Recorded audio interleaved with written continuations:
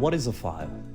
A file is a collection of data, programs, etc. stored in a computer's memory or in a storage device under a single identifying name. Every file must follow File Transfer Protocol. This system is organized by the Unix system. 3 different numbers determine 3 different functions.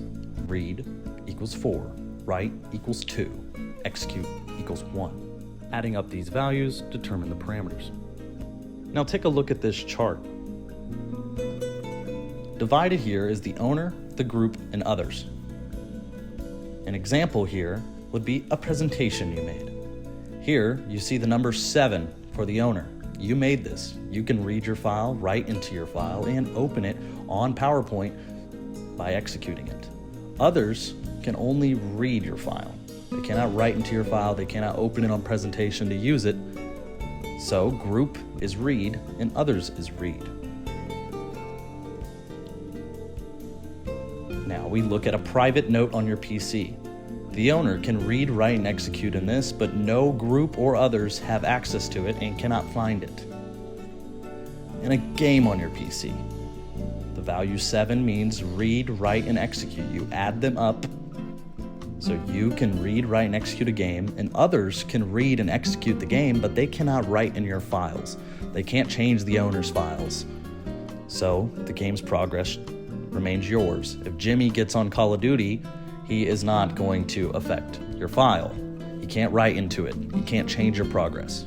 So that is a game on your PC. Now we go back to the definition of file, a collection of data stored in a computer's memory under a single identifying name. Now let's imagine your brain is a file. Your whole life is a file under one identifying name. What would your protocol want to look like? Well, for me, I'd want 744, where I can read and write. I can view myself and change myself, and I can execute, meaning I get stuff done. While the group can view me, read, and others can view me, read, but they cannot change who I am. They cannot write, and they cannot do what I do. They cannot execute. This is the type of file you would want to be.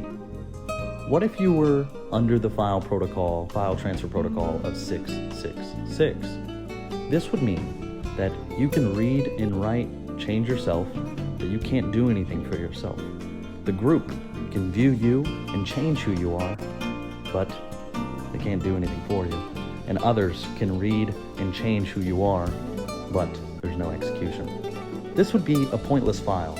A file with 666 in FTP is a common text file where the owner can read and write, others can read and write into it, but there is no execution and there's no actual program for it, just a blob of words. If we look at the book of Revelation, we see in the end times people are marked with 666. Now I ask you, what type of protocol are you following currently? Is everyone able to read and write on yourself, view you and change you? Do you have ownership over your own mind and heart? If we follow this ideology, then what is heaven, what is the earth, and what is hell? Well, we can see Earth as a place where files are let loose to determine their functionality. They have free will. It's a sorting phase for files. Those that follow the Creator's code of kindness and love get selected to be on part of a new server for eternal life. Those that don't follow the Creator's code of kindness and love, they suffer in hell.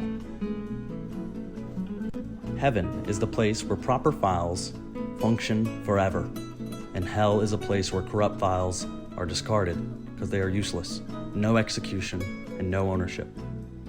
This is the code of the life we live in today. Be wary, as the end is near.